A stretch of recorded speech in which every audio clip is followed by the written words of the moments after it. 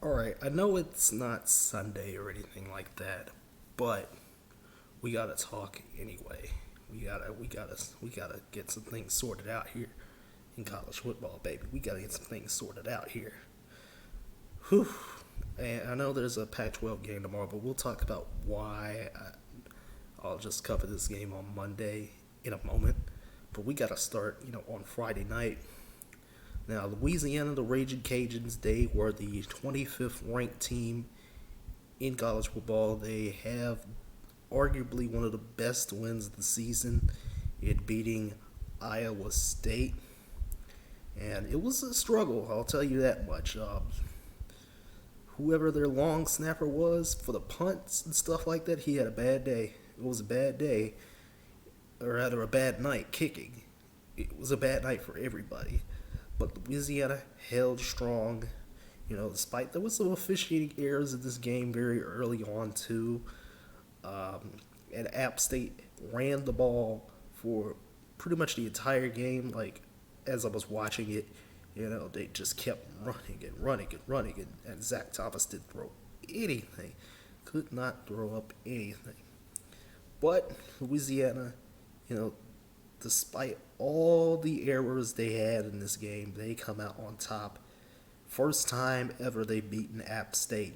So congratulations to them. Again, we already know that Coastal Carolina and Louisiana will hook up in the Sun Belt Championship game, and that has been confirmed to be a noon game. So curious to see how that goes. And as we move on into Saturday, we wondered, was Ohio State going to even play? No Ryan Day, 20 players missing. But hey, Justin Fields is still out there, and he did solid. They look like a top four team, despite the fact the Big Ten is not very good this year, aside from a couple of teams. Although that's pretty much every conference. To be completely honest with you, this year there's really only about one or two good teams in each conference, and maybe a third or fourth that are sitting right there, waiting to jump up. But yeah, not a lot of parity in these conferences, and the Big Ten is no exception, except for one. But we'll talk about that one in a moment. But yeah, 4 touchdowns. Justin Fields did absolutely great today. Despite the fact that there was also some bad snaps from Ohio State's new center in the game early, but it didn't matter. Michigan State's not good, and he only put up 12 points. Not a good performance. Kellen Mond, Jimbo Fisher, and the number 5 Texas A&M Aggies had to go up against Gus Malzahn, Bo Nix, and the Auburn Tigers. The Tigers really gave A&M a fight, but their running back Spiller for Texas A&M had another 100-yard day. Kellen Mond did just enough. It wasn't 200 passing yards or anything like that. It wasn't pretty, but he did just enough to keep Texas A&M at number 5, and they win 31-20. They probably won't be number 5. I don't think. I don't think they'll be number 5. But that's just me. I think they'll flip flop. In between 5 and 6 and everything like that. But I don't know. We'll talk about Florida in a moment, because we got to talk about Florida. You know why. But anyway, North Carolina easily took care of an FCS opponent. They probably should have scheduled this opponent next week. Western Carolina. Instead, we should have gotten North Carolina and Miami today, so we could, figure things out with the whole, Clemson Notre Dame situation. But that game didn't even. The fact that North Carolina and Miami are going to play next week does not matter at all. It doesn't matter, and it really doesn't matter at all, whatsoever. But what does matter is that the Big 12 race closes. It closes up because, despite forcing 5 turnovers, Oklahoma State loses to TCU and Max Duggan. Max Duggan got a couple of touchdowns in, and TCU somehow 5-4 in conference play. They will get one more game next week. TCU will, and Oklahoma State. They had the Big 12 title game, in their grasp, and they choked it away. They choked it. They choked it away. They really did. The last month they've choked it away. Losses against Texas, losses against Oklahoma, and now this loss. Really upsetting. To see the Cowboys look like that. They just didn't do anything. Could not. It was unfathomable that the Oklahoma State Cowboys couldn't get it done. Speaking of the other team in the hunt, my Texas Longhorns, we put up a throttling on Kansas State, 69 points. Where was this all season? I don't know. And it does not matter because of other results from the Big 12. Oklahoma State loses, Texas may have won, but that ended up not meaning anything either.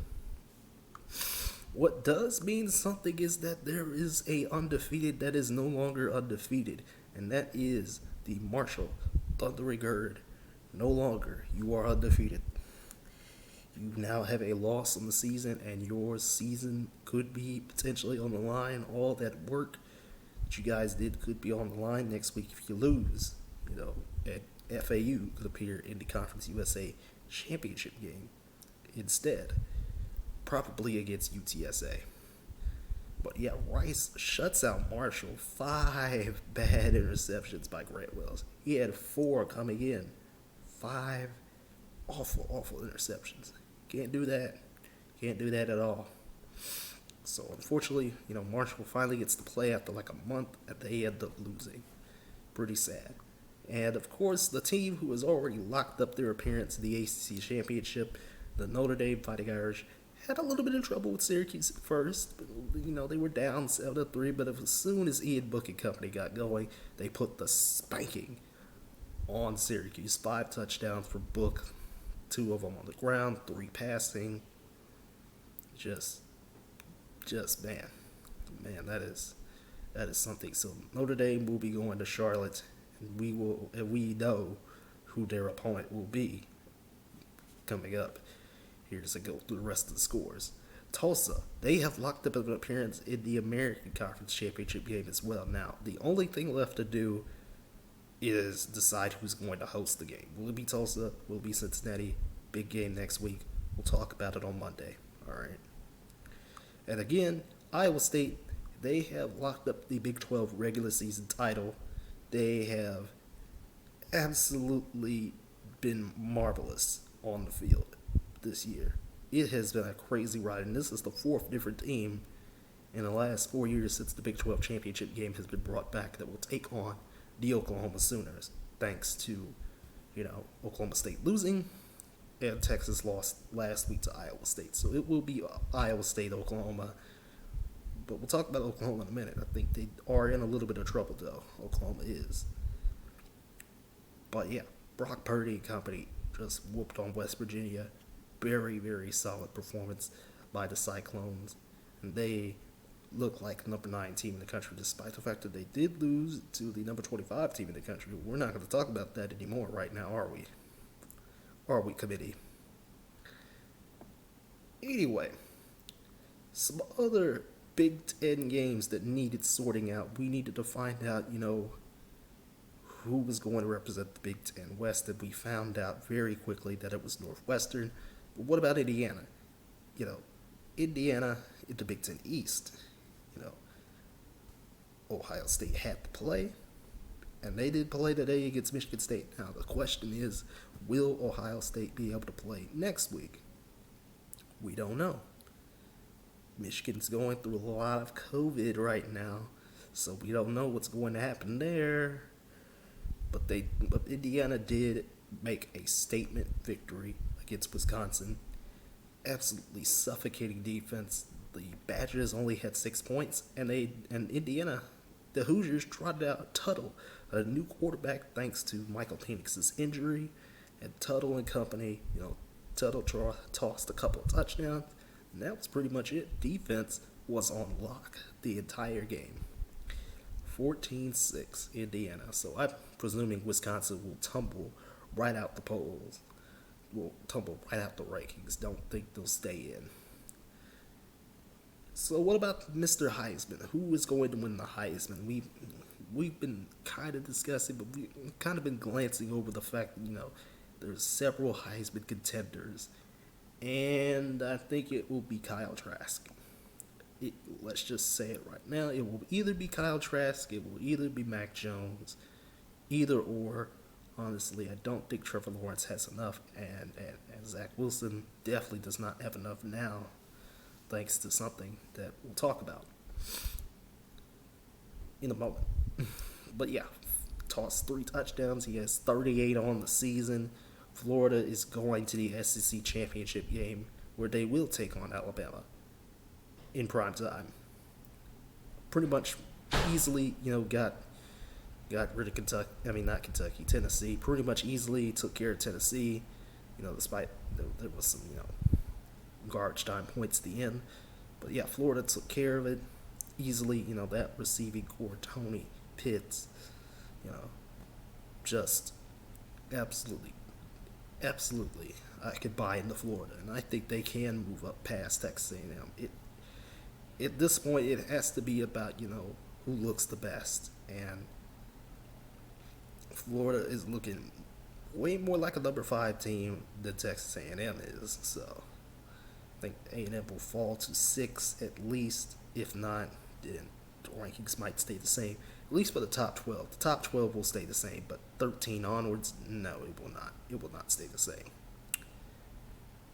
Iowa. They can't go to the Big Ten Championship because they're lost to Northwestern, but they did dispatch Illinois, so there's that. Can't really say much about that. And again, I did say Notre Dame would be meeting Clemson in the ACC Championship, and they pretty much easily take care of Virginia Tech now. It was a little bit of a struggle at first. That Beamer Ball is very, very stingy at defense. Virginia Tech is a pretty stingy bunch. But hey, this is Clemson we're talking about. But all it takes is a couple of big plays. Clemson stopping a Hail Mary that ends up getting ricocheted and caught by Virginia Tech. Does not go into the end zone. Then there was a fumble in the third quarter, and Clemson took it back for a touchdown, and that was it. Pretty easy for Clemson. They will take on Notre Dame in Charlotte for the ACC Championship. Speaking of, who's going to the championship game, we already know about Alabama. Alabama easily beat LSU. I mean, just whooped them. Najee Harris was in the backfield eating. Mac Jones was in the air throwing, and the wide receiver core for Alabama was just 55 points by Alabama. 55 of them. Just whooped on LSU.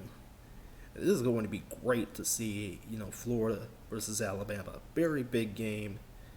Honestly, could be a CFP elimination game for Florida at least. I don't know about Alabama, but Florida potentially, it's an elimination game. And again, I did say it will be Iowa State, Oklahoma. Although Oklahoma struggled against Baylor, Baylor's defense was very, very stingy. Very, very tough bunch up front. They rattled Spencer Rattler. They rattled him. And Oklahoma scored less than 28 points for the first time in a long time. I was very surprised at that stat too. Very surprised. But yeah, the number 11 team in the country will probably still be a number 11, this week. So unfortunately for Miami, they didn't, get to go to the ACC Championship. They lost to Clemson early on in the season, and that was pretty much it for this season. They'll probably be stuck at number 10, but they did shut out Duke, 48-0. Pretty solid. Now, let's talk about the Pac-12 and why I'm going to recap the Washington State USC game on Monday when we talk about, the final week of the regular season. Washington, you can't lose. You can't lose like this. Stanford, Washington was gaining back momentum anyway in this game, but Stanford took the clock all the way down to 0. Had a 7.5 minute drive to end it, I mean, Washington was down 24 to 3 before the break, before the halftime. And then Washington scored on their first 4 possessions of the second half. Then I think they scored again. And yet, could not stop Stanford when it came down to it. Could not stop them. It just goes to show you that you can't come from behind like that each and every week. You can't do it. You cannot do it.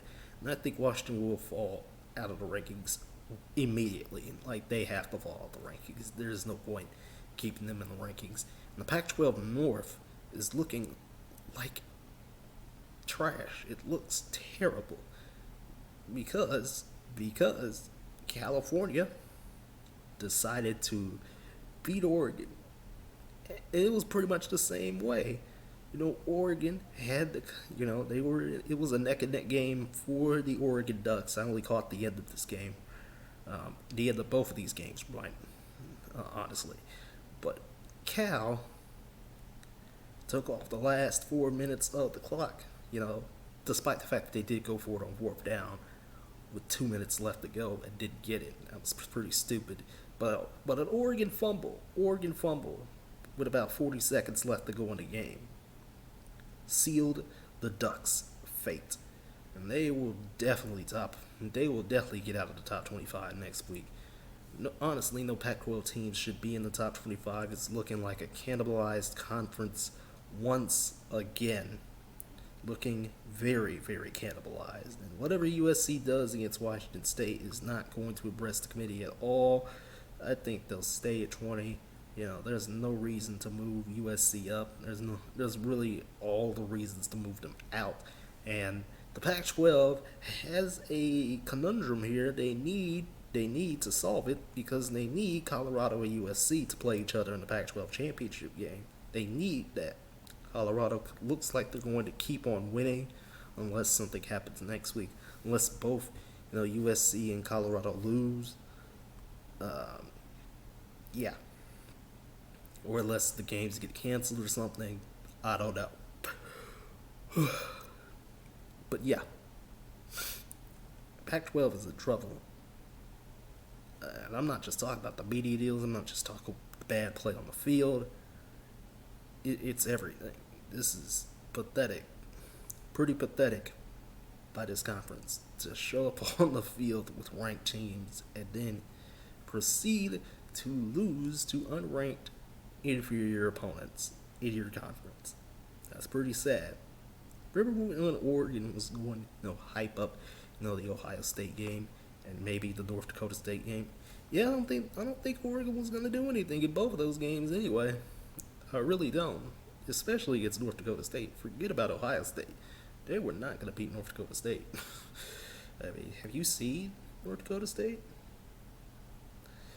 But one last thing, and it's the biggest game of the day, scheduled on 2 days' notice. The Teal Chickens, the Chanticleers of Coastal Carolina, taking on the BYU Cougars, both teams 9-0. Coastal going to the Sun Belt Championship game. BYU trying to get into the top 10.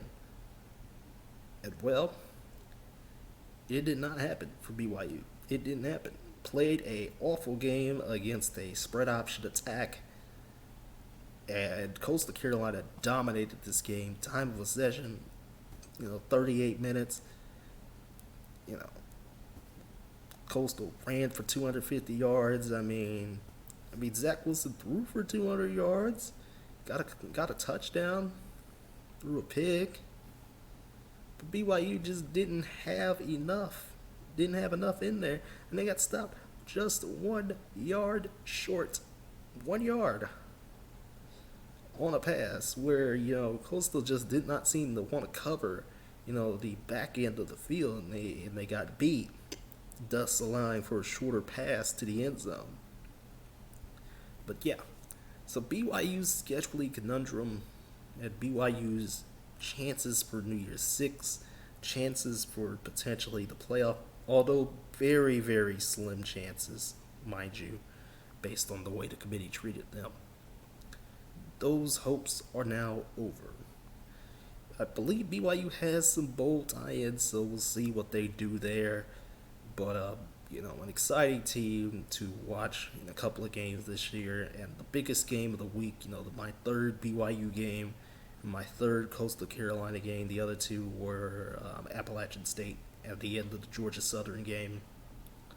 Coastal, very good team, first team in Sun Belt history. They go 10-0. Good job, Chanticleers. Good job. Very proud of a group of five team. That can. I mean, I'm just telling you like it is. I'm just saying the Sun Belt is so much better than some of these other conferences. Not the MAC. Of course, we have MACtion. Not the American. The Americans putting stellar teams up year in and year out. It's like Conference USA back in the old days. With the American right now. And the Sun Belt pulled up two Southern Conference teams, in Georgia Southern and Appalachian State, strengthened the conference, and Conference USA is in a corner all by itself. Bad media deals, anytime there's an undefeated team, they get upset, or they get very much hyped up, and they don't live up to the hype, like Lane Kiffin's Florida Atlantic Owls, when Lane Kiffin was the coach at Florida Atlantic. The hype was there. Then that died down. The Lane train died down at FAU very quick. UAB, haven't heard a peep from them all season, aside from, early on in the season. So, yeah, that's why I say Conference USA is the worst conference in FBS football. Bad media deals, bad play on the field. And don't even get me started on schedules this year. They couldn't even, Conference USA couldn't even get, schedules together. They couldn't get it together. At least the Sun Belt played all of their conference games. Sun Belt played all their conference games. American played most of their conference games. There was some that were canceled and stuff like that. MAC, with a 6-week season, played, mostly all their conference games. But the CUSA, trash conference. And I don't blame actual UNT fans who want to get out of that conference. They've been saying on the Mean Green forums forever, man, to get out of this conference. They want out, but they're not getting out. But this is going to be a great game for Coastal in the next couple of weeks with, Louisiana. Rematch of a game earlier in the season.